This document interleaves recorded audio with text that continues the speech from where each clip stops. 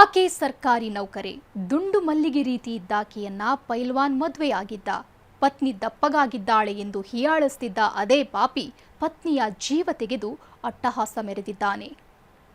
ಬೆಳ್ಳಿ ಗದೆ ಹಿಡ್ಕೊಂಡು ಲುಕ್ಕು, ನಾನು ಪೈಲ್ವಾನ್ ಅಂತ ಬಿಲ್ಡಪ್ ಕೊಡ್ತಿರುವ ಇವನು ಮಡದಿಯನ್ನೇ ಕೊಂದಿರುವ ಪರಮ ಪಾಪಿ.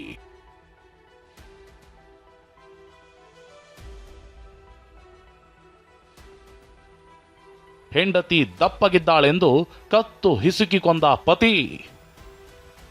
ಸರ್ಕಾರಿ ನೌಕರಳ ಪ್ರಾಣ ತೆಗೆದ ಪಾಪಿಗೆ ಕೋಳ.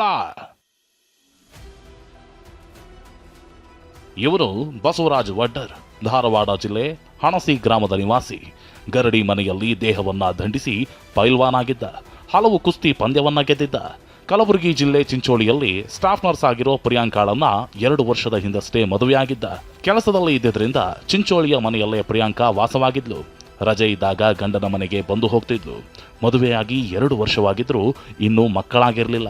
ಕೆಲ ದಿನಗಳಿಂದ ಪತ್ನಿ ಪ್ರಿಯಾಂಕಾ ಶೀಲದ ಮೇಲೆ ಬಸವರಾಜ್ ಅನುಮಾನ ಪಡ್ತಿದ್ದ. ಪ್ರಿಯಾಂಕಾಳನ್ನ ದಪ್ಪಗಿದ್ದೀಯಾ ಅಂತ ಹೀಯಾಳಿಸ್ತಿದ್ದ. ಸೊಸೆ ದಪ್ಪಗೆ ಇರೋದಕ್ಕೆ ಇನ್ನೂ ಮಕ್ಕಳಾಗ್ತಿಲ್ಲ ಅಂತ ಬಸವರಾಜ್ ಪೋಷಕರು ಕೂಡ ಕೊಂಕು ನುಡಿತಾ ಇದ್ರು. 2 ದಿನಗಳ ಹಿಂದೆ ಪತ್ನಿಯನ್ನ ಮನೆಗೆ ಕರೆಸಿಕೊಂಡಿದ್ದ ರಾಕ್ಷಸ ಕತ್ತು ಹಿಸುಕಿ ಕೊಂದಿದ್ದಾನೆ.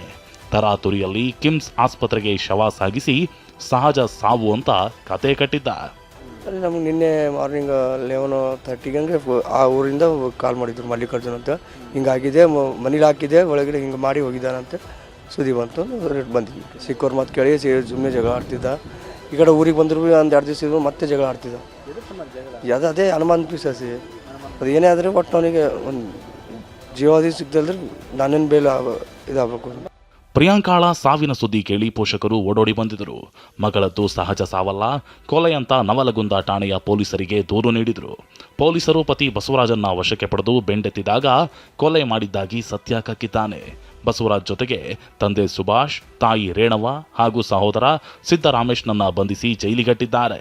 ಪೈಲ್ವಾನ್ ಕುಸ್ತಿ ಮಾಡೋದು ಆ ಕಡೆಗಳು ಓಡಾಡವ್ರು, ಏನು ಕೂಲಿ ಇಲ್ಲ ಒಂದು ನಾಲ್ಕಿನ ದುಡ್ದು ಹಾಕ್ಬೇಕ್ರಿ. ಈಕೆ ಮನೆ ಕಿರಾಯ ಮಾಡಿದ್ರು ಅಂಬಲಿದ್ರು ಪಗಾರ ಕೇಳವ್ರಿ. ಎಲ್ಲವ್ರು ಪಗಾರ ಕೊಡು ಏನಾರ ಮಾಡೋರು, ನೀವು ಬೇರೆ ಇರೋದು ಕೂತಿದ್ರು. ಅವ್ನ ಗಾಲಿ ಶಿಕ್ಷೆ ಆಗಲೇಬೇಕು ಅವ್ನಿಗೆ. ಪತ್ನಿಗೆ ಸರ್ಕಾರಿ ಕೆಲಸವಿತ್ತು, ಸುಖದ ಸಂಸಾರ ಸಾಗಿಸಬಹುದಿತ್ತು. ಆದರೆ ನಂಬಿ ಬಂದವಳನ್ನ ಕ್ರಿಮಿ ಕೊಂದಿದ್ದಾನೆ. ಮಗನ ಕೃತ್ಯಕ್ಕೆ ಸಾಥ್ ನೀಡಿದ್ದ ಪೋಷಕರಿಗೂ ತಕ್ಕ ಶಾಸ್ತಿಯಾಗಿದೆ. Narasimhamurthy patty, TV9 Dharwad.